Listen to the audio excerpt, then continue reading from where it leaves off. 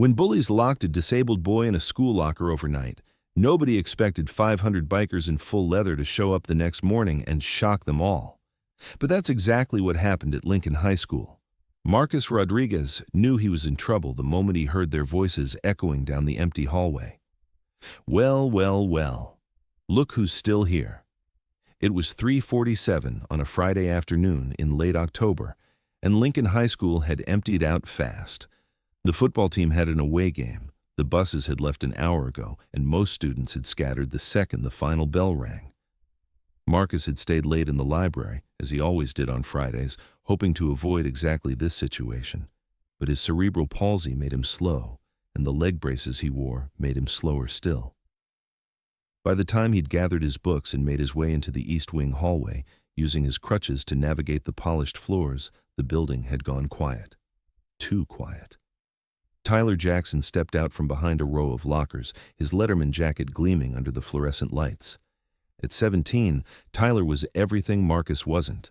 Tall, athletic, popular, the star quarterback whose father was the most expensive lawyer in town. Behind him came Brett Wilson and Connor Davis, both varsity players, both grinning like they'd just found a wounded animal. Marcus's hands tightened on his crutches. His heart hammered against his ribs, but he kept his voice steady. "I need to get past." "Oh, you need to get past?" Tyler mimicked his voice, making it high and whiny. Brett and Connor laughed. "Did you hear that, guys? Little cripple boy needs to get past." Marcus's jaw clenched. He was 14 years old, small for his age, and his body didn't work the way other kids' bodies did. But his mind worked just fine, and right now it was screaming at him to run, except he couldn't run. He could barely walk. "Just leave me alone," Marcus said, trying to move around them. Connor stepped in front of him, blocking his path. "What's the hurry? Got somewhere important to be?" "My mom's picking me up," Marcus lied. His mom worked until 6 cleaning offices downtown. She wouldn't be here for another 2 hours. "Liar," Tyler said, pulling out his phone. "Your mom works late on Fridays. We checked." The words sent ice through Marcus's veins. They'd been planning this. "You know what your problem is, Rodriguez?" Tyler moved closer, towering over Marcus. "You're always in the way, slowing down the hallways with your stupid sticks, making teachers give us those pathetic lectures about being kind and inclusive." He said the words like they tasted bad. "You're a liability." "I'm not doing anything to you," Marcus said, hating how his voice shook. "You exist, that's enough." What happened next occurred so fast that Marcus barely had time to process it. Brett grabbed his backpack from behind, yanking it off his shoulders. The sudden movement made Marcus stumble forward, his crutches clattering to the floor. Connor caught him, but not to help. He shoved Marcus backward toward the lockers. "No," Marcus gasped, realizing what they were doing. "No, please." Tyler had already opened locker number 217, one of the tall, narrow ones that nobody used because they were too small for regular backpacks. Brett and Connor grabbed Marcus under his arms and lifted him, ignoring his struggles, ignoring his pleas. "Stop! I can't! My legs!" They didn't care. They forced him into the locker, his body folding in on itself at an unnatural angle. His leg braces scraped against the metal, his knees bent wrong. Pain shot through his hips. "You can't do this!" Marcus's voice rose to a scream. "I can't bend like this! It hurts!" Tyler's face appeared in the narrow opening, his expression cold. "Maybe next time you'll transfer to a different school, one for kids like you." The door slammed shut. Darkness swallowed Marcus whole. He heard the metallic click of a padlock snapping into place. "Have a good weekend, cripple." Tyler's voice came through the vents, muffled and distant. Then footsteps. Laughter. The sound of his crutches being kicked down the hallway. Then nothing. Marcus tried to move, but there was nowhere to move to. The locker was maybe 12 inches wide, maybe 18 inches deep. His body was compressed, folded in ways that made his muscles scream. His leg braces dug into his calves. His shoulders were wedged against the sides. Every breath was shallow, difficult, like trying to breathe with weights on his chest. "Help!" he screamed. "Somebody help me!" His voice echoed in the tiny metal box and went nowhere. He screamed again and again, until his throat was raw and his voice cracked and tears streamed down his face in the darkness. Hours passed. Marcus lost track of time. He tried his phone first, contorting his arm at an agonizing angle to reach his pocket, but the screen wouldn't turn on. The battery had died sometime during last period. He'd been meaning to charge it. He was always meaning to charge it. The pain in his legs became unbearable. The cerebral palsy meant his muscles were already tight, already prone to spasms. Now, forced into this twisted position, his legs began to cramp, then spasm, then burn with a fire that made him bite his lip until he tasted blood to keep from screaming. He tried to stay calm, tried to think the janitor would find him. Mr. Patterson always checked the hallways. Except it was Friday, and Marcus remembered hearing someone say Mr. Patterson was taking the weekend off for his daughter's wedding. There was a substitute janitor. Would they check every hallway? Would they even come down the east wing? Panic clawed at his chest. He forced himself to breathe slowly. In, out, in, out. But each breath was harder than the last. The air in the locker was getting warm, stale, thick. His mom would come looking for him when he wasn't outside at 6 o'clock. She'd come inside. She'd find him.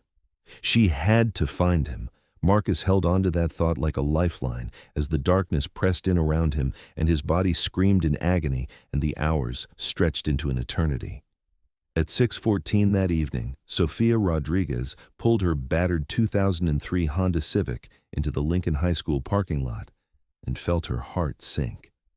The lot was empty except for 2 cars she didn't recognize. The building looked dark, locked, deserted. Marcus wasn't waiting by the front entrance like he was supposed to be.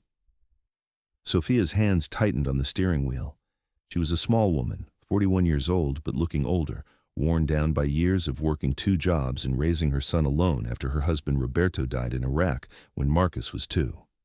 She'd survived a lot, but the one thing that could break her instantly was something happening to her boy. She called his cell phone. It went straight to voicemail. She got out of the car and ran to the front doors, locked. She pounded on them, peering through the glass into the dim lobby. "Marcus! Marcus, are you in there?" Nothing. She ran around to the side entrance, locked. The back entrance, locked. Every door was secured for the weekend. Sophia pulled out her phone with shaking hands and dialed the school office. It rang 8 times before going to voicemail. "This is Sofia Rodriguez. My son Marcus Rodriguez is missing. He was supposed to meet me at 6 and he's not here. Please call me back immediately." Next, she called the police. Officer Davis answered on the 3rd ring, his voice bored. "Lincoln Police, non-emergency line. My son is missing. I need help." "How long has he been missing, ma'am?" "I don't know. He was supposed to meet me at school at 6. He's not here. He's not answering his phone. He's 14 and he has cerebral palsy. He can't—" "Ma'am, I need you to calm down. Has it been 24 hours? Sophia's breath caught. "What?"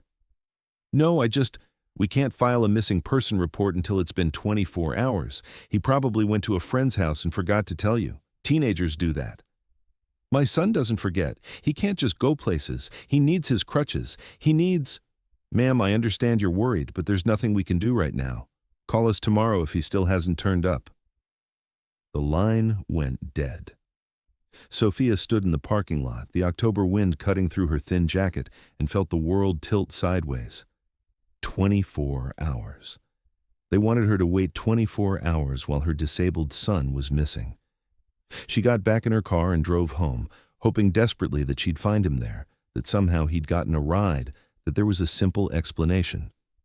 But their small apartment was empty and dark, and Marcus's room was exactly as he'd left it that morning, his backup crutches leaning against the wall beside his bed. Sophia's vision blurred with tears. She didn't know what to do. She didn't have money for a private investigator. She didn't have connections or influence. She was just a housekeeper who cleaned rich people's offices and raised her son alone and tried her best every single day. She pulled out her phone and opened Facebook. Her hands were shaking so badly she could barely type, but she managed to write a post. "Please help. My son Marcus Rodriguez, 14 years old, has cerebral palsy, uses crutches, is missing from Lincoln High School. Last seen this afternoon. If anyone has seen him or knows anything, please contact me immediately. Please share this." She attached a photo of Marcus from his last birthday, smiling despite everything life had thrown at him, his father's gray eyes looking out from his gentle face. Sophia hit post and sat down on their worn couch and waited, her phone clutched in her hands like a prayer. Inside, locker 217 in the deserted East Wing hallway of Lincoln High School, Marcus Rodriguez had stopped screaming hours ago. His voice was gone. His throat was sandpaper. His body was a map of pain, every muscle cramping, every joint aching, his leg braces cutting into his skin. He'd passed through panic into something else, something quieter and more terrifying. Acceptance, maybe, or despair. He thought about his father, who he barely remembered. Marine Corps Sergeant Roberto Rodriguez, who died in Iraq saving other soldiers during an ambush. His mom had told him the story 100 times, how his dad was brave, how his dad was a hero, how his dad would have loved him so much. Marcus wondered if his dad would be proud of him now, crying alone in the darkness, trapped because he was too weak to fight back, too different to be left alone. He wondered if anyone would find him before Monday, if they'd even look, if Tyler and Brett and Connor were somewhere right now, laughing about what they'd done, playing video games, eating dinner with their families, while he slowly suffocated in this metal coffin. The air was so thick now, so hard to breathe. Marcus's chest ached with every shallow gasp. His head felt light, fuzzy, wrong. He closed his eyes in the darkness and thought of his mother's face, thought of how much it would hurt her when they found him, because they would find him eventually. They'd have to. He just didn't know if he'd still be breathing when they did. Saturday morning arrived cold and gray, the kind of October dawn that promised rain.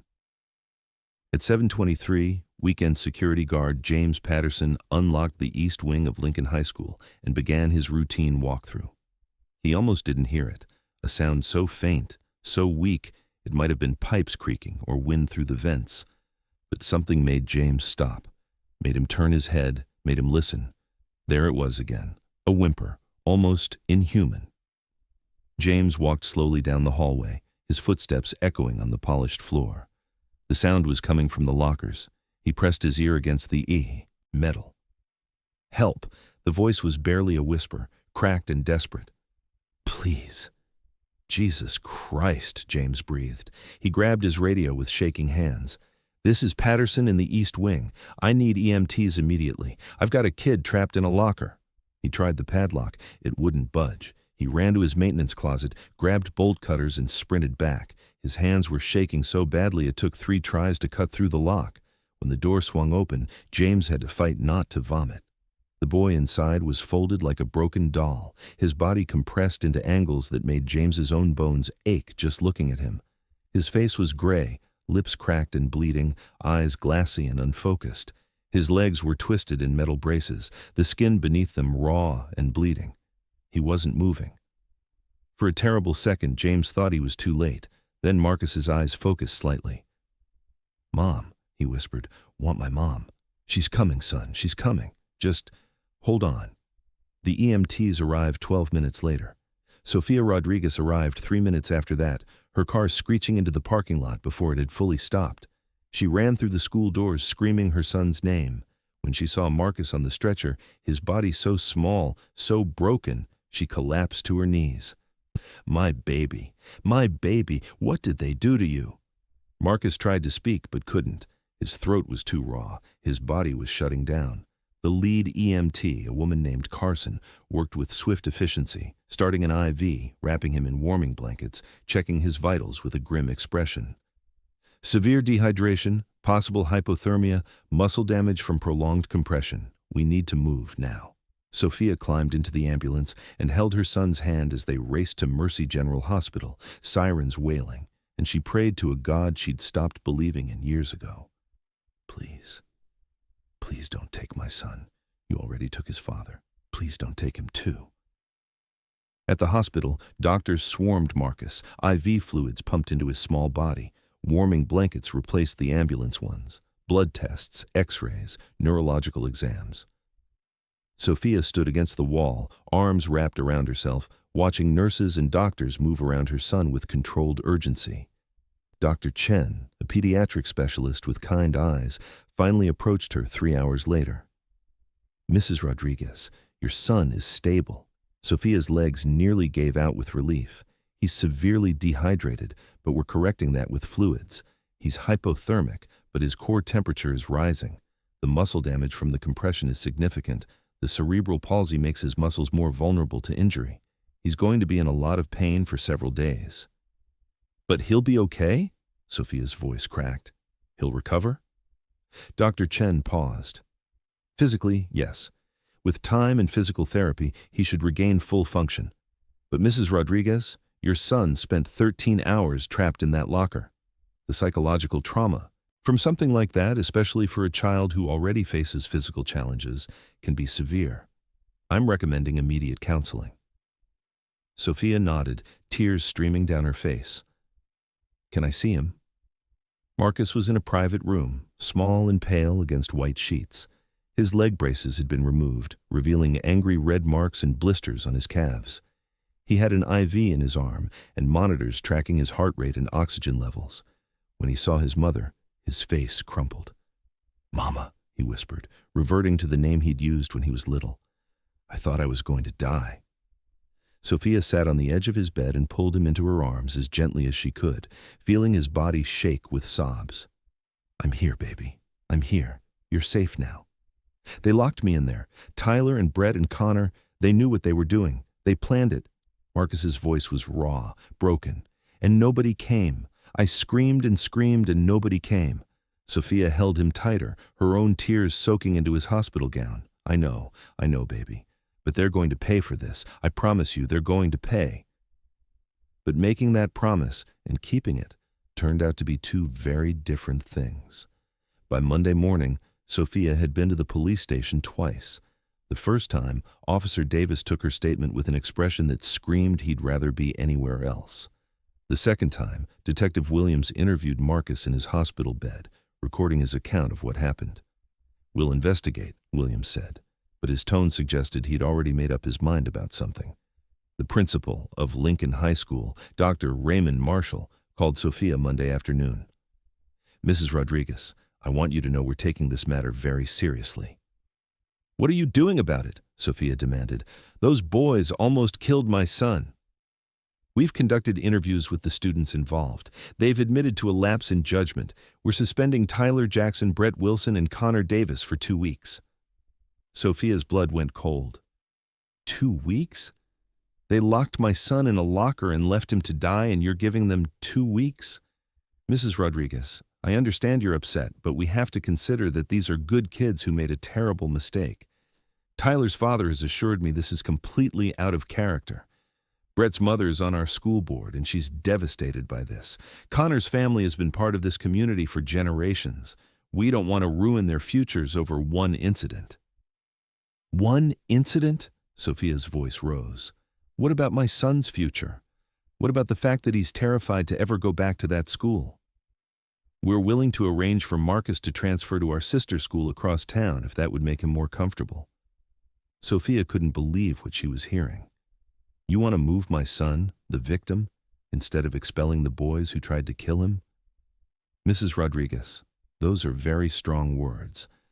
I don't think we can definitively say—" 13 hours, Sophia interrupted, her voice shaking with rage. "My son was trapped in that locker for 13 hours. He could have died. He should have died. And you're protecting the boys who did it." Marshall's tone cooled. "I think we're done here. The school's decision is final. If you're unsatisfied, you're welcome to pursue legal action. Though I should warn you, the families involved have already retained counsel and are prepared to defend themselves vigorously against any false accusations." The line went dead. Sophia sat in the hospital room, staring at her phone, feeling the weight of the system crushing down on her. She was a housekeeper. She made minimum wage. She'd been putting quarters into a jar for 3 years just to afford Marcus's school supplies. There was no money for lawyers. There was no money for anything. The families of those boys, though. Tyler's father was Richard Jackson, senior partner at Jackson and Associates, the biggest law firm in the state. Brett's mother was Laura Wilson, who'd sat on the school board for 8 years and had the superintendent's personal cell phone number. Connor's father was Thomas Davis, who owned the Davis Auto Group, 3 restaurants, and half the commercial real estate downtown. They had power. They had connections. They had money. and Sophia had nothing except a son recovering in a hospital bed and a rage that burned in her chest like molten steel. On Tuesday afternoon, Tyler Jackson's father held a press conference. Standing on the steps of his law firm, Richard Jackson spoke with the practiced ease of someone who'd spent 30 years convincing juries to see things his way. "My son made a serious error in judgment, and he's deeply remorseful. But let's be clear about what this was. This was a prank between students that went too far. It was not attempted murder as some have suggested. Tyler is a 17-year-old boy with a bright future, a scholarship to Stanford, and a spotless record. We should not be destroying his life over one mistake. We've reached out to the Rodriguez family to offer our apologies and to discuss appropriate restitution." Reporters shouted questions. Jackson answered them all with the same measured tone, the same reasonable explanation, the same subtle implication that Sophia was overreacting, that her son was exaggerating, that this was all being blown out of proportion. Sophia watched the press conference on the small TV in Marcus's hospital room and felt something inside her break. "They're going to get away with it," she whispered. "Aren't they?" Marcus didn't answer. He just stared at the ceiling, his face blank, his spirit crushed. That evening, Sophia borrowed a phone charger from a nurse and set up her phone on Marcus's bedside table. Her hands were shaking. Her eyes were red from crying, but her voice, when she started recording, was steady. "My name is Sophia Rodriguez. This is my son, Marcus. He's 14 years old. He has cerebral palsy, and 5 days ago, 3 boys at his school locked him in a locker and left him there overnight. 13 hours. He could have died." She turned the camera to show Marcus in his hospital bed, his crutches leaning against the wall, his small body dwarfed by machines. "Those boys admitted what they did, but they're only getting suspended for 2 weeks. Their parents are rich, they're connected. They have lawyers threatening to sue us if we try to press charges. The school wants my son to transfer. They want him to leave, like he's the problem." Sophia's voice cracked, but she kept going. "I don't have money for lawyers. I don't have connections. I'm just a mom trying to protect her son, and the system is protecting the boys who almost killed him instead. They almost killed my son, and they're getting away with it." She wiped her eyes. "If anyone sees this, if anyone cares, please share it. Please help us, because I don't know what else to do." She posted the video to Facebook, Twitter, Instagram, and TikTok. Then she set her phone down and held her son's hand and waited. The video exploded. Within 2 hours, it had 10,000 views. Within 4 hours, 50,000. By midnight, it had been shared over 200,000 times. Local news picked it up. National news followed. The hashtag Justice for Marcus started trending. And 270 miles away, in a garage that smelled of motor oil and leather, a man named Miguel Mendoza was scrolling through his phone when he saw Sophia's face. Hawk, as everyone called him, was 53 years old, built like a wall, with a face weathered by years of desert sun and harder years of remembering things he wished he could forget. He was the president of the Desert Knights Motorcycle Club, a position he'd held for 12 years. He ran a motorcycle repair shop, paid his taxes, and tried to live a quiet life. But when he saw Sophia Rodriguez's face on his phone screen, something in his chest tightened. He knew that face. Older now, worn down by grief and time, but he knew it. He turned up the volume and listened to her speak, listened to her say her son's name, Marcus Rodriguez. The wrench Hawk was holding clattered to the concrete floor. Roberto Rodriguez. The memories came flooding back. Iraq, 2005. Fallujah, the ambush that should have killed them all. Roberto throwing himself in front of Hawk, taking the bullets meant for him. Roberto bleeding out in the dirt, gasping for air, grabbing Hawk's vest with bloody hands. "Promise me," Roberto had choked out, "my wife, my baby son. If something happens to me, watch over them. Promise me." "You're not dying, brother," Hawk had said, pressing his hands against the wounds that wouldn't stop bleeding. "Promise me. I promise. I swear to God, I promise." Roberto had died 17 minutes later, still gripping Hawk's vest, still making Hawk swear he'd keep his family safe. And Hawk had tried. After Roberto's funeral, he'd checked on Sophia and baby Marcus, brought them money when he could, fix their car when it broke down. But Sophia had been proud, independent, insisting she could manage. And eventually, Hawk had moved across state, started the club, built a new life. He'd lost touch.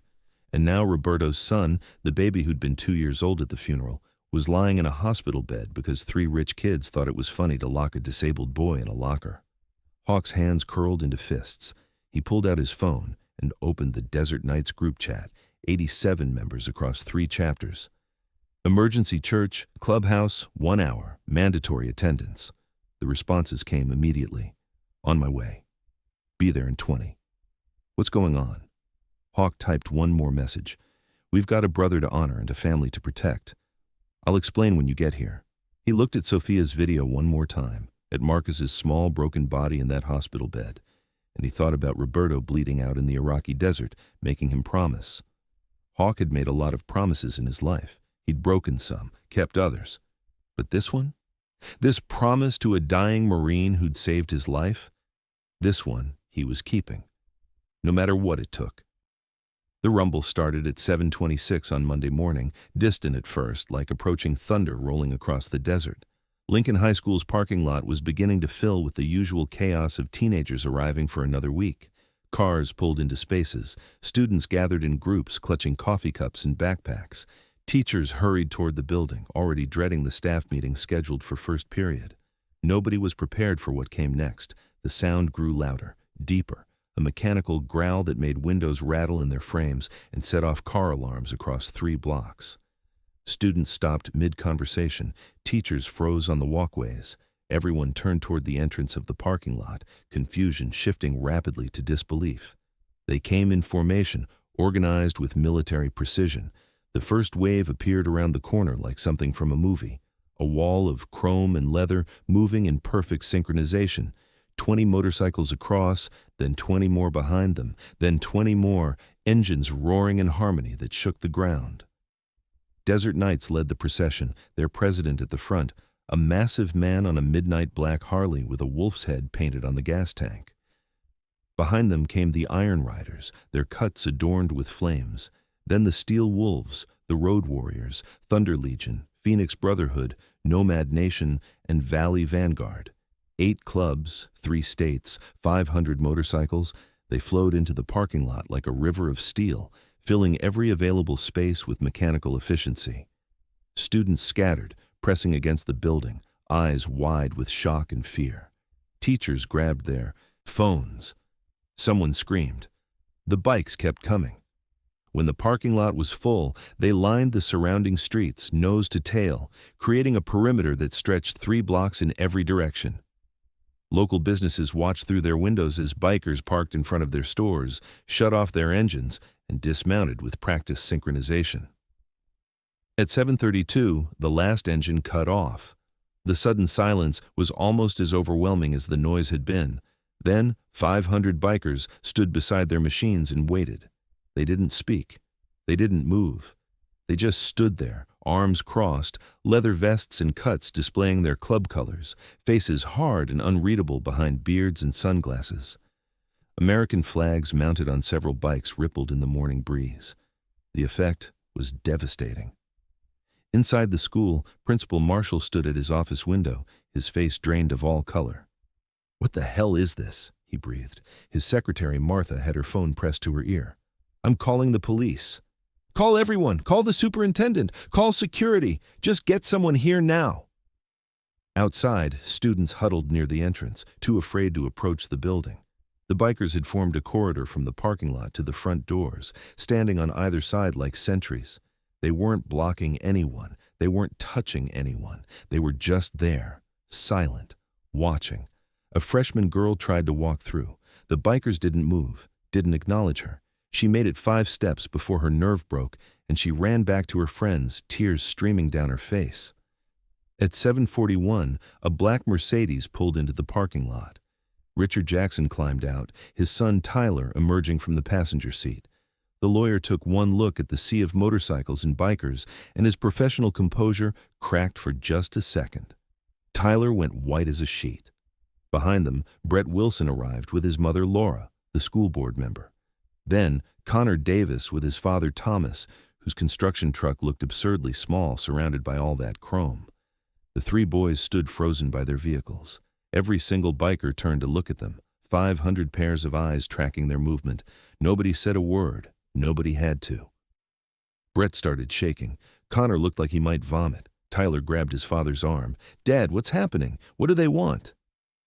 Richard Jackson, who'd spent 30 years arguing cases without fear, couldn't seem to find his voice. A biker stepped forward from the line. Not aggressive, not threatening, just stepped forward into the space between the families and the school entrance.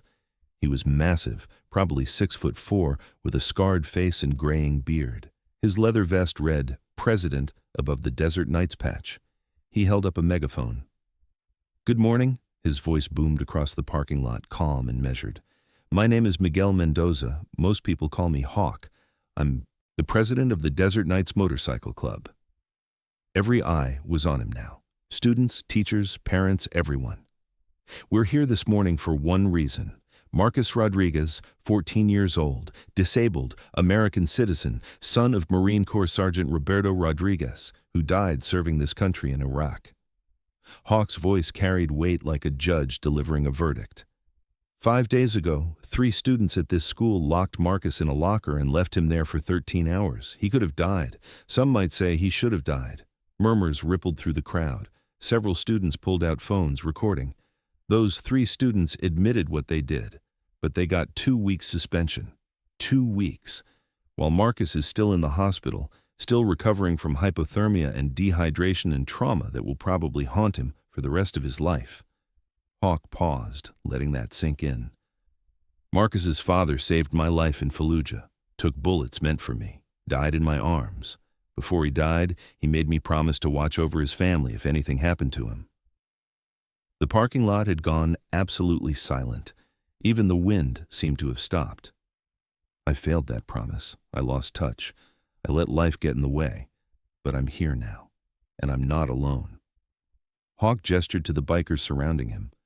"We represent 8 motorcycle clubs from California, Arizona, and Nevada. 500 members, veterans, teachers, contractors, business owners, parents, grandparents, good people who believe in protecting those who can't protect themselves." Richard Jackson found his voice. "This is intimidation. This is illegal harassment. I'm calling the police." "Please do," Hawk said calmly. "We're on public property. We're not blocking access. We're not threatening anyone. We're exercising our First Amendment right to peaceful assembly." As if on cue, police cars pulled into the parking lot, lights flashing. 6 patrol cars, followed by the sheriff's vehicle.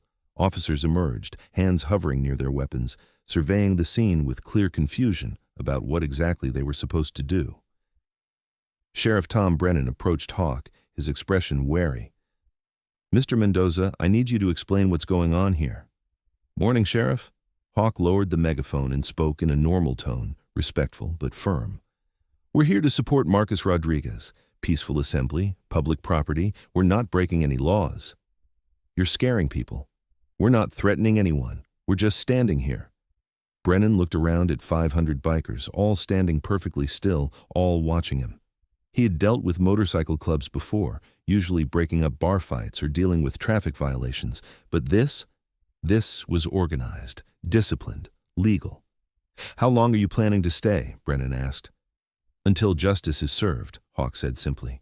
"We'll be here every morning, every afternoon, every day until those 3 boys face real consequences for what they did. You can't just camp out at a school indefinitely." "Sheriff, with all respect, yes we can. As long as we're on public property, not blocking access, not breaking any laws, we have every right to be here." Hawk's voice remained calm. "If you want to arrest us, go ahead. But you better have 500 pairs of handcuffs and a damn good lawyer, because this will be the easiest First Amendment case any judge has ever seen." Brennan's jaw tightened. He pulled out his radio and spoke quietly into it, then turned back to Hawk. "Don't make me regret not running you off." "You won't, Sheriff. You have my word." The bikers parted slightly, creating a wider corridor to the school entrance. One of them, a woman in her 60s with silver hair and a steel wolf's cut, called out in a grandmother's voice, "Students can come through. You're safe. We're not here for you." Slowly, hesitantly, students began moving toward the building. They walked through the corridor of bikers who remained absolutely motionless, letting them pass without incident. But when Tyler Jackson tried to follow, every biker's head turned to track his movement, not threatening, just watching. Tyler froze halfway through. The weight of 500 stairs pressed down on him like physical force. His breathing became rapid, panicked. He turned and ran back to his father's car. Brett and Connor didn't even try. They stayed by their parents' vehicles, unable to move. By 8:15, the school had declared an emergency situation. Principal Marshall, after consulting with the superintendent and the school board, announced that classes would proceed as normal, but that an assembly would be held during second period. The bikers remained outside. As the morning wore on, news vans arrived. First the local stations, then the regional networks, then national crews who'd picked up the story from social media. Reporters swarmed the parking lot, interviewing anyone who would talk. "We're here because we believe in accountability," one biker told Channel 7 News. He was a middle-aged man with a Phoenix Brotherhood cut. "My name's Carlos. I'm a teacher. I teach 8th grade history, and I'm tired of watching kids get away with cruelty because their parents have money." Another biker, a woman named Sandra from the Iron Riders, spoke to Channel 12. "My daughter has Down syndrome. She's been bullied her whole life. When I saw what happened to Marcus, when I saw those boys getting 2-week suspension for attempted murder, I knew I had to be here." A veteran with a Road Warriors cut and a prosthetic leg stood in front of cameras and spoke about Roberto Rodriguez. "I served with Roberto in Iraq. He was the best of us, died saving his brothers, and now his son gets tortured by rich kids who think they're untouchable? Not on our watch." Inside the school, during second period, the entire student body crammed into the gymnasium. Principal Marshall stood at the podium, flanked by Sheriff Brennan and the school board president. His hands were shaking. "We have a situation outside," Marshall began. "I want to assure you that you're all safe. The individuals outside have not made any threats. However, we take your safety seriously and we're monitoring the situation closely." From the back of the gym, Hawk's voice rang out. "May I speak?" Every head turned. Hawk stood at the entrance, flanked by 2 other club presidents. They'd been allowed in as concerned community members after showing ID and submitting to security checks that revealed no weapons. Marshall's face went red. "This is a closed school assembly. It's about one of your students. I think we have a right to speak." Sheriff Brennan nodded reluctantly. "Let him talk, Ray. Better to hear what they want." Hawk walked to the center of the gym. 1,500 students watched him with expressions ranging from fear to curiosity to something that looked almost like hope. He took the microphone Marshall reluctantly offered. "My name is Hawk Mendoza. I'm not here to scare you. I'm here because a boy was almost killed, and nobody with power seems to care enough to do anything about it." His voice echoed in the gymnasium. "How many of you have been bullied?" Silence. Then, slowly, hands started rising. 10, 20, 50, 100, more than a third of the students raised their hands.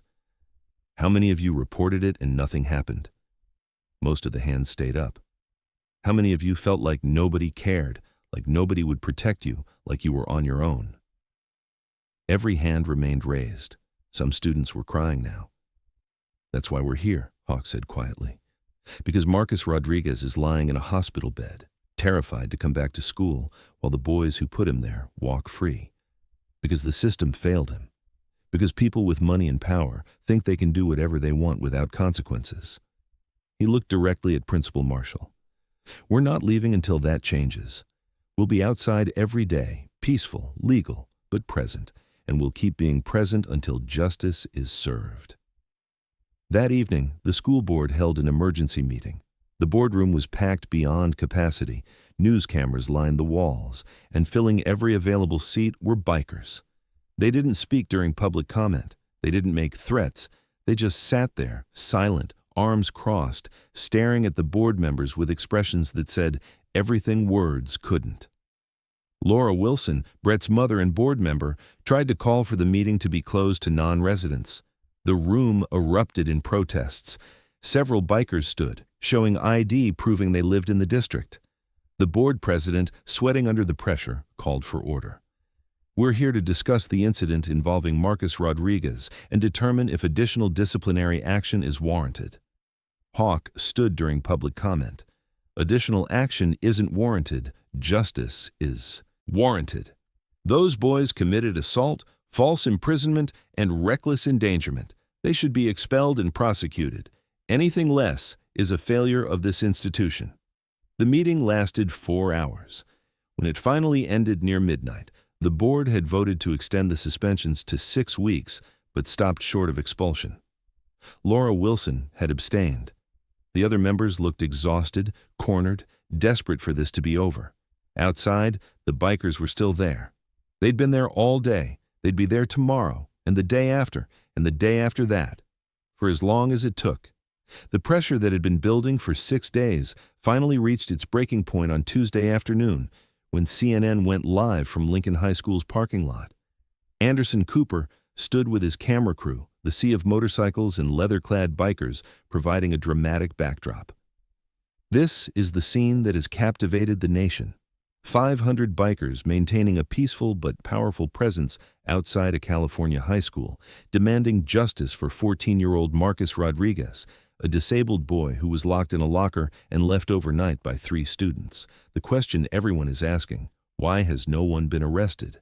The story exploded across every major network. Good Morning America, The Today Show, Fox News, MSNBC, social media platforms crashed under the weight of shares, comments, and hashtags. Justice for Marcus trended worldwide.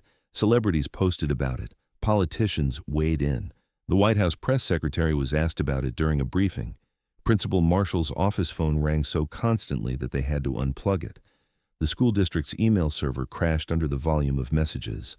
The superintendent's home address was leaked online, and protesters gathered on his lawn. But it was what the bikers discovered on Tuesday morning that changed everything.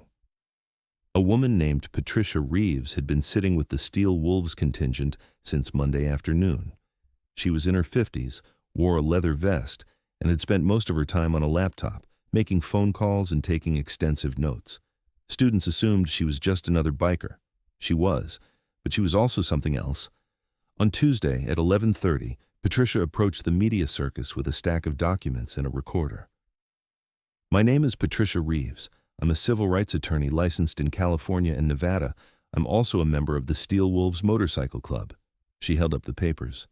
"I'm here to offer my services to Sofia Rodriguez pro bono, and I'm here to present evidence that what happened to Marcus Rodriguez was not an isolated incident." The reporters surged forward, cameras flashing. Patricia remained calm, professional. "Over the past 24 hours, I've been contacted by 11 former students of Lincoln High School. Each one has a story about being bullied by Tyler Jackson, Brett Wilson, or Connor Davis. Each one reported it to school administration. Each one was ignored." She pulled out a document. "This is a statement from Jennifer Martinez, who graduated last year. Tyler Jackson pushed her down a stairwell during her sophomore year, breaking her wrist. She reported it. Nothing happened. Tyler's father threatened to sue the school if they took action." Patricia pulled out another document. "This is from David Thompson. Brett Wilson and Connor Davis locked him in the equipment shed during gym class for 2 hours. He reported it. The school called it horseplay. David's parents couldn't afford a lawyer. The case went nowhere." She kept going. Statement after statement, incident after incident, a pattern spanning 3 years. These families were silenced by wealth and influence, but they're not silent anymore. "I'm filing a class action lawsuit against Lincoln High School, the school district, and the families of Tyler Jackson, Brett Wilson, and Connor Davis for negligence, failure to protect students, and creating a hostile environment. And I'm calling on the district attorney to file criminal charges immediately." Standing beside her was another biker, a man in his 60s wearing a Road Warriors cut. His name was Frank Morrison, and he'd been making his own phone calls. "I'm a retired FBI agent," Frank said, his voice carrying the authority of someone who'd spent 30 years making cases stick. "I've spent the last 2 days looking into the Jackson, Wilson, and Davis families. What I found is interesting." He held up his own documents. Richard Jackson, Tyler's father, has used his law firm to settle 4 previous complaints against his son, all sealed with non-disclosure agreements, all paid out quietly. Brett Wilson's mother, as a school board member, has personally intervened to prevent suspensions or expulsions on 7 separate occasions involving her son. And Thomas Davis has made substantial donations to the school district every time his son Connor faced disciplinary action. We're talking about systematic corruption designed to protect 3 boys who've been terrorizing students for years. The media frenzy intensified. By noon, news helicopters circled overhead. By 1 o'clock, the story had gone international. By 2 o'clock, the district attorney's office released a statement. After reviewing evidence provided by multiple sources, our office will be filing criminal charges against Tyler Jackson, Brett Wilson, and Connor Davis. The charges include assault, false imprisonment, and reckless endangerment. Given the severity of the incident and the defendants' ages, we will be seeking to have them tried as adults. Richard Jackson held a press conference 30 minutes later, his usual composure shattered. "This is a witch hunt. My son is being railroaded by a mob." But the reporters weren't buying it anymore. One shouted, "Mr. Jackson, is it true you settled 4 previous complaints against your son?" Another called out, "How do you respond to allegations that you used your influence to protect your son from consequences?" Jackson's carefully constructed image crumbled on live television. He stormed away from the cameras, refusing to answer. Laura Wilson resigned from the school board that evening, effective immediately. Her resignation letter, leaked to the press within hours, tried to frame it as wanting to focus on her family. But everyone knew the truth. She'd been forced out. Thomas Davis didn't bother with press conferences. He lawyered up and went silent. On Wednesday morning, police arrived at Lincoln High School with 3 arrest warrants. The bikers, who'd maintained their vigil for 72 hours straight, watched silently as officers entered the building. Tyler Jackson was in his first period class when they came for him. 2 officers, professional and firm. "Tyler Jackson, you're under arrest for assault, false imprisonment, and reckless endangerment." The classroom went dead silent. Tyler's face went white. "My dad said this wouldn't happen. He said he'd fix it." "Your dad can't fix this. Stand up, please." They handcuffed him in front of 32 students, read him his rights, and let him out. The walk through the hallway was the longest of Tyler's life. Every student, every teacher watched him pass. Several pulled out phones and recorded. By the time he reached the exit, the video was already uploading. Outside, the bikers had formed 2 lines, creating a path from the school doors to the police car. They didn't cheer. They didn't jeer. They just stood there, watching, as Tyler Jackson was placed in the back of a patrol car. Hawk stood at the front of the line, arms crossed. As Tyler's eyes met his through the car window, Hawk simply nodded. A statement without words. This is what justice looks like. Brett Wilson was arrested at his home an hour later. Connor Davis was pulled out of his father's office that afternoon. By Wednesday evening, all 3 boys were in juvenile detention, bail set at $50,000 each. Richard Jackson tried to post bail immediately. The judge denied it. Given the severity of the charges and evidence of the defendants' families using their resources to avoid accountability in the past, I'm concerned about flight risk. Bail is denied pending trial. The courtroom erupted. Jackson shouted at the judge. He was threatened with contempt and forced to sit down, his face purple with rage. Thursday morning brought another shift. The school board held an emergency meeting and voted 6-0, with 1 abstention from the member replacing Laura Wilson, to expel Tyler Jackson, Brett Wilson, and Connor Davis permanently from Lincoln High School and all district schools. Principal Marshall was asked to resign. When he refused, the board voted to terminate his contract. He cleaned out his office Friday afternoon, his 23-year career ending in disgrace because he'd protected bullies instead of victims. The investigation expanded. 3 teachers were placed on administrative leave for failing to report bullying incidents they'd witnessed. The school's counselor, who dismissed multiple complaints about the 3 boys, was reassigned to administrative duties pending review. The entire system that had protected Tyler, Brett, and Connor was being systematically dismantled. On Friday afternoon, Patricia Reeves filed her class action lawsuit. 13 families joined. The damages sought totaled $3 million. More importantly, the suit demanded comprehensive reforms to the school's anti-bullying policies, mandatory reporting requirements for staff, and independent oversight of disciplinary procedures. The school district, facing catastrophic publicity and potential criminal liability for administrators, settled within a week. They agreed to every reform demanded. They established a Marcus Rodriguez Memorial Fund for bullying prevention. They hired an independent consultant to overhaul their entire student safety program. The criminal trial was scheduled for March, but before it could reach court, the evidence became so overwhelming that Tyler's, Brett's, and Connor's attorneys advised them to take a plea deal. In February, all three boys stood before Judge Patricia Santos in juvenile court. Sophia Rodriguez sat in the front row, Marcus beside her in his wheelchair. He'd been too afraid to use his crutches since the incident. The bikers filled the back of the courtroom, silent witnesses to justice finally being served. Judge Santos looked at the three boys with an expression of barely concealed disgust. "You three young men have admitted to assault, false imprisonment, and reckless endangerment. You locked a disabled child in a locker and left him there overnight. He could have died. The only reason he didn't is because someone found him in time." Tyler stared at his feet. Brett was crying.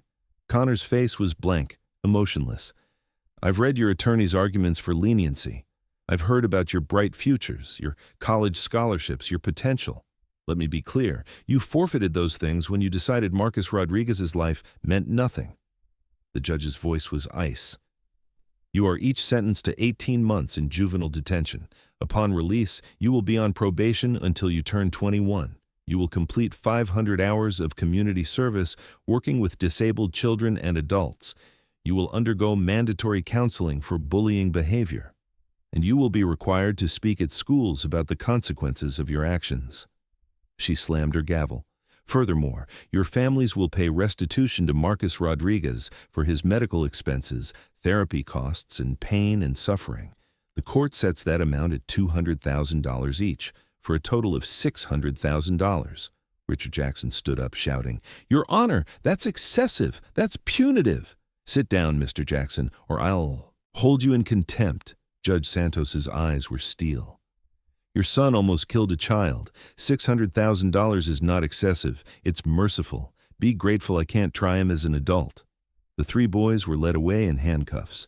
Their parents followed, their faces masks of shock and fury, and something that might have been shame. Sophia sat in the courtroom long after everyone else had left. Patricia Reeves sat beside her, quiet and patient.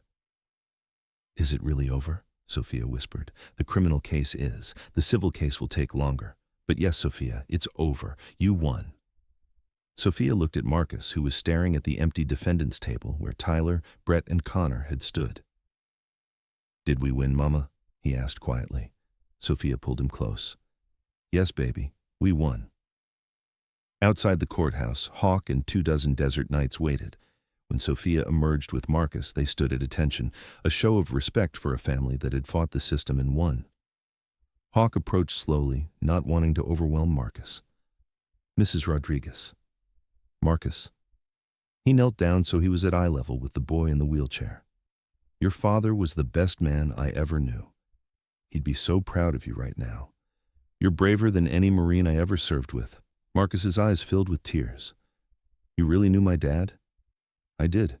He saved my life, and I promised him I'd watch over you if anything happened to him.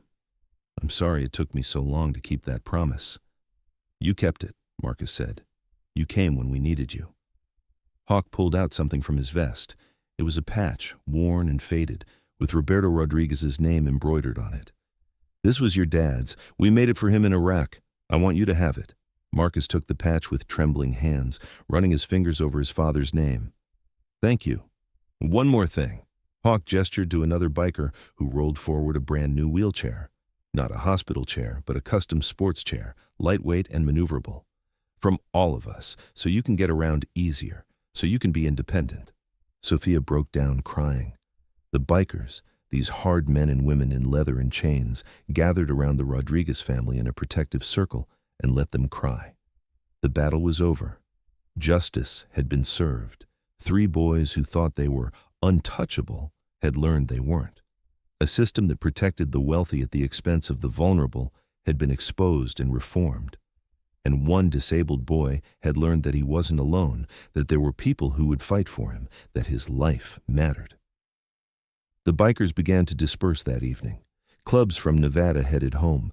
Arizona clubs rolled out at sunset. One by one, they mounted their motorcycles and rode away, their mission complete. But the Desert Knights stayed, because Hawk had made a promise to a dying Marine 17 years ago, and that promise wasn't finished yet. There was still one more chapter to write. The night after the sentencing, Hawk sat in his garage long after everyone else had gone home, staring at an old photograph of Roberto Rodriguez. They were both 23 in the picture, grinning like idiots, covered in desert dust, arms slung around each other's shoulders. Young and stupid, and convinced they were invincible. Roberto hadn't been invincible, neither had Hawk. But Roberto's son was still here, still fighting, and Hawk had a promise to finish keeping. He pulled out his phone and opened the Desert Knights group chat. Church meeting tomorrow, 10 a.m., we've got work to do. The next morning, 87 bikers crammed into the clubhouse. Hawk stood at the head of the long wooden table, that photograph of Roberto pinned to the wall behind him. We won in court, Hawk began. Tyler, Brett, and Connor are in juvie. The school changed their policies. Justice got served. He paused. But that's not enough.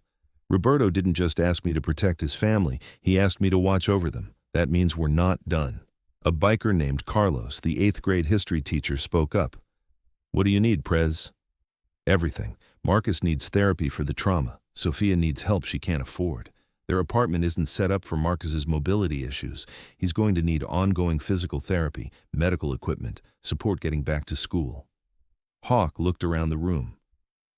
Roberto gave his life for this country. The least we can do is make sure his son has a future. A woman named Teresa, who ran a construction company, stood. I can renovate their apartment. Wheelchair ramps, grab bars, wider doorways, whatever they need. I'll cover materials at cost and donate the labor. I'll organize a fundraiser, said Patricia Reeves, the attorney. We've got national attention right now. Let's use it. Set up a proper college fund for Marcus. Cover Sophia's lost wages while she took time off work. Frank Morrison, the former FBI agent, added, I know people at the VA. Marcus is the son of a fallen Marine. There are benefits Sophia probably doesn't know about. Survivor benefits, education grants, medical coverage. I'll make sure they get everything Roberto earned for his family. The offers kept coming. A physical therapist volunteered weekly sessions. A counselor who specialized in trauma offered her services. A biker who owned a medical supply company promised to provide whatever equipment Marcus needed. By the time the meeting ended, they had a plan. Not just to help Marcus survive, but to help him thrive. The fundraiser went live on Monday. Patricia set up a GoFundMe with the title, Roberto's Legacy, supporting Marcus Rodriguez. She wrote the description carefully, telling Roberto's story, Marcus's story, explaining how a Marine who died saving his brothers deserved to have his son taken care of. The response was overwhelming. Within 24 hours, they'd raised $50,000. Within a week, $100,000. By the end of the month, $237,000. Donations came from across the country, from veterans who'd never met Roberto but understood brotherhood, from parents who'd watched the story unfold and were horrified, from motorcycle clubs in every state who sent what they could. Sophia sobbed when Patricia showed her the total. I don't understand. Why would strangers give us this much money? Because your husband was a hero, Patricia said gently, and because your son's story touched something in people. It reminded them that we're supposed to take care of each other. Teresa started work on the apartment the following week. She showed up with a crew of 6, all Desert Knights or family members, all donating their time. They widened doorways, installed ramps, put grab bars in the bathroom, lowered counters in the kitchen, replaced the narrow hallway with an open floor plan that gave Marcus room to maneuver. Marcus watched from his wheelchair, amazed. You're doing all this for us? Teresa knelt beside him, her voice warm. Your dad saved Hawk's life. That makes you family. And we take care of family. While Teresa worked on the apartment, Hawk started visiting Marcus twice a week. At first, Marcus was shy, uncertain how to talk to this massive bearded man who rode motorcycles and looked like he could break someone in half. But Hawk was patient. He brought old photos of Roberto, told stories about their time in the Marines, made Roberto come alive in ways Sophia's stories never had. "Your dad was funny," Hawk said one afternoon, showing Marcus a photo of Roberto wearing a ridiculous hat someone had sent from home. "Always cracking jokes, keeping morale up. When things got dark, he'd find a way to make us laugh." "Was he scared?" Marcus asked quietly. "When he died, was he scared?" Hawk considered lying, then decided Roberto's son deserved the truth. "Yeah, he was scared. We all were. We were pinned down, taking fire from 3 directions. I thought we were all going to die." He met Marcus's eyes. "But your dad wasn't scared for himself. He was scared he'd never see you and your mom again. That's why he did what he did. He threw himself on me when that insurgent fired. He took those bullets so I could get home, so someone would survive to tell his story." Marcus's eyes filled with tears. "I wish I remembered him." "He lives in you," Hawk said simply. "You've got his courage, his fight. He'd be so damn proud of the way you survived that locker, the way you didn't give up." "I wanted to give up," Marcus whispered. "I wanted to die. But you didn't. That's what matters. You kept breathing, kept fighting. That's pure Rodriguez right there." Those conversations became a lifeline for Marcus. The trauma from the locker hadn't disappeared. He had nightmares, panic attacks, a terror of enclosed spaces that made even elevators unbearable. A counselor named Dr. Sarah Williams, who volunteered her time through the Desert Nights Network, worked with him weekly. "Healing isn't linear," Dr. Williams explained to Sophia during one of their joint sessions. "Marcus is going to have good days and bad days. The important thing is he's not alone. He has support. That makes all the difference." In April, 3 months after the trial, Marcus made a decision. "I want to go back to school." Sophia's face filled with fear. "Are you sure? We can do homeschooling. You don't have to go back there." "I want to go back," Marcus said, his voice stronger than it had been in months. "I can't let them win. I can't spend my whole life afraid." The Desert Nights made sure he didn't go back alone. On Marcus's first day returning to Lincoln High School, Hawk and 5 other bikers showed up at 7 in the morning. They weren't there to intimidate. They were there as volunteer security, a program the school had implemented as part of their reforms. Marcus rolled through the parking lot in his new wheelchair, Sophia walking beside him, and saw Hawk waiting by the entrance. "Ready?" Hawk asked. Marcus took a deep breath. "Ready." The reaction was immediate. Students who'd watched the news coverage, who'd seen the bikers' vigil, who'd witnessed the arrests and the trial, stopped and stared. But not with pity, with respect. Several approached Marcus, introducing themselves, welcoming him back. A girl named Jennifer, a junior, knelt beside his wheelchair. "I was bullied by Tyler, too. For 2 years. I never said anything because I was scared. But you were brave enough to fight back. You inspired me to tell my story. Thank you." Marcus didn't know what to say. He'd never thought of himself as inspiring. He'd only thought of himself as a victim, as someone who got hurt, who couldn't protect himself. But looking at Jennifer's face, he realized something had changed. His pain had meant something. His suffering had exposed a broken system and forced it to change. Throughout the day, Hawk and the other bikers maintained a visible presence. They didn't hover. They just existed. A reminder that Marcus was protected, that anyone thinking about starting trouble would have to answer to people who took protecting kids seriously. By the end of the first week, Marcus had made 3 new friends. By the end of the first month, he was laughing again. One afternoon, Hawk picked Marcus up from school and took him to the Desert Nights clubhouse. "Want to see something cool?" The garage bay was open, revealing a partially disassembled Harley Davidson. Hawk wheeled Marcus closer. "This is a 78 Shovelhead. Needs a complete rebuild. Thought you might want to help." Marcus looked at the motorcycle, then at Hawk. "You want me to work on this?" "Why not? You've got good hands, sharp mind. Your dad was great with engines. Maybe it runs in the family." Over the following months, Marcus spent hours in that garage. Hawk taught him about engines, transmissions, electrical systems. Marcus absorbed everything, his natural intelligence finding an outlet in the precise, logical work of mechanics. He discovered he loved it, loved taking something broken and making it whole again. "You're a natural," Hawk said one day, watching Marcus carefully torque a bolt to exact specifications. "Ever think about doing this professionally?"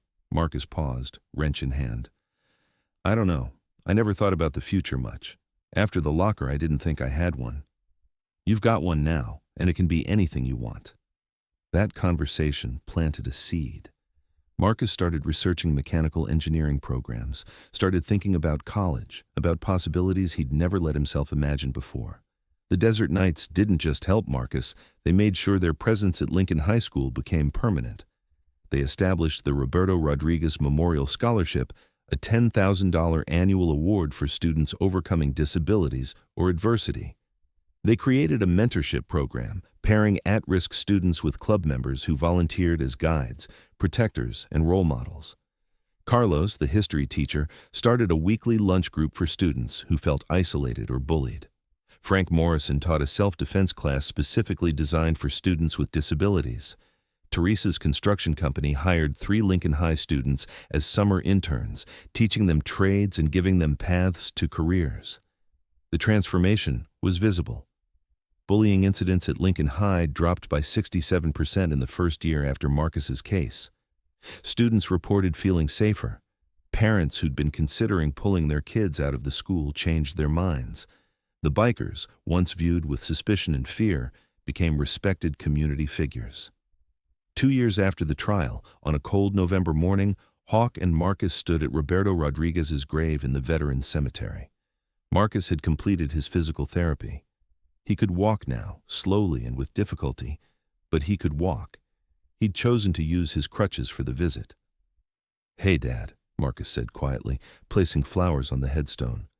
"I know you can't hear me, but I wanted to tell you about everything that happened." He told his father about the locker, about the trial, about the bikers who'd shown up because of a promise Roberto had made 17 years ago.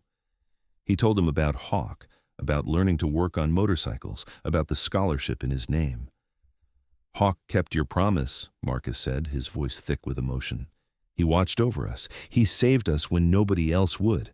And he taught me about who you were, not just the hero stuff Mom tells me, but the real you, the funny you, the brave you, the you who loved his family so much that you died to protect your brothers so someone could get home." Hawk stood several feet back, giving Marcus space, his own eyes wet. He watched this boy, no longer broken, no longer just a victim, standing straight despite the crutches, speaking to his father, with pride and strength. "I'm going to make you proud," Marcus continued. "I'm going to graduate, go to college, maybe become an engineer, build things, fix things, help people." He paused. "And I'm going to tell people about you, about what you did, about what real courage looks like." When they left the cemetery, Marcus turned to Hawk. "Thank you for everything, for keeping your promise to my dad, for giving me my life back." Hawk pulled the boy into a careful hug. "You gave yourself your life back, kid. I just made sure you had the chance." 3 years later, Marcus Rodriguez stood at the podium in Lincoln High School's gymnasium as valedictorian of his graduating class. The room was packed. Sophia sat in the front row, crying tears of pride. Hawk and 24 desert knights filled the back rows, their leather vests a stark contrast to the suits and dresses around them. Marcus looked out at his classmates, at the teachers who'd supported him, at the bikers who'd protected him, and began to speak. "5 years ago, I almost died in this school. 3 students locked me in a locker and left me there overnight. I was terrified, in pain, convinced nobody was coming, convinced nobody cared." His voice was steady, strong. "But I was wrong.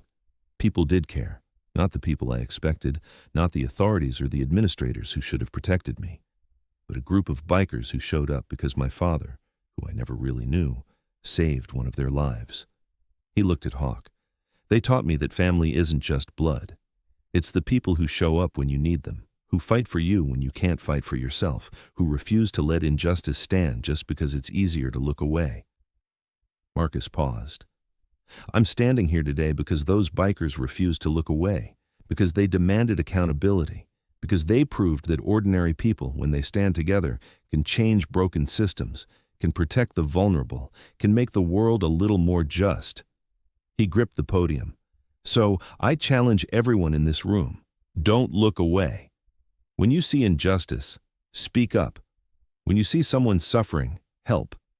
When the system fails, be the person who demands better. That's how we honor the people who saved us. That's how we become the heroes in someone else's story. The gymnasium erupted in applause. The desert knights stood, clapping, some wiping their eyes. Sophia sobbed openly. Marcus smiled, confident and strong, no longer the terrified boy in the locker, but someone who'd survived and grown and found purpose in his pain. After graduation, Hawk met Marcus in the parking lot. Behind him sat a motorcycle, not new but beautifully restored, the same '78 shovelhead they'd rebuilt together. "This is yours," Hawk said. "You earned it." Marcus stared at the bike, then at Hawk. "I can't accept this." "Too late. It's already registered in your name." Hawk held out a leather vest, smaller, fitted for Marcus. On the back was a patch. Roberto's legacy, protected by the Desert Knights. Marcus put on the vest with shaking hands. It fit perfectly. Hawk showed him how to mount the bike, how to start it, how to feel the engine's rhythm. Then they rode together through town, the young man and the old Marine, connected by a promise made in a desert 17 years ago, and kept through sacrifice and loyalty and love. Behind them, the community they'd changed continued its transformation. Lincoln High School's anti-bullying programs had become a model for schools across the state. Vulnerable students had protectors. The Desert Knights' presence was no longer threatening, but reassuring. Bullying hadn't disappeared, but it no longer thrived in silence and darkness. And Marcus Rodriguez, son of Marine Corps Sergeant Roberto Rodriguez, rode into his future with his head held high, knowing that his father's courage lived in him, that promises kept could change lives, and that sometimes the heroes who save you wear leather and ride motorcycles and show up when the world says nobody's coming. The sunset painted the desert gold as they rode, two figures on motorcycles, carrying forward a legacy of honor, protection, and the unbreakable bonds of true family. The rumble of their engines faded into the distance, but the impact of their story echoed forever.